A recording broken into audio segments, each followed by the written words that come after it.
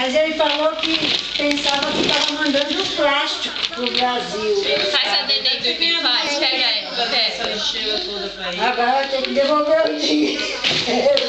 E ainda foi preso. Dá beijo nela, dá?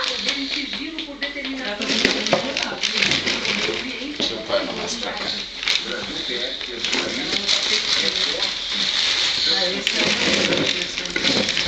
É seu banho.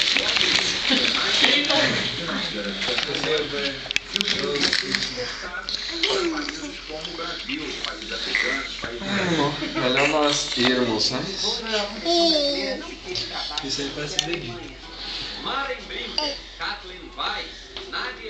Esse jogo foi bom. Tá assistindo? Tchau, Adoro, menino. A seleção é essa mesmo. Se demorar muito pra bater, ela aceita. Jogou pro Brasil. O Brasil ganhou de 3 a 1. Não. Não, Manuzinha. Esqueceu, o alemão que aprendeu a jogar no vôlei desde nascimento. Diante do bloqueio das adversárias, Mari mostrou que o improviso é uma das especialidades desse povo.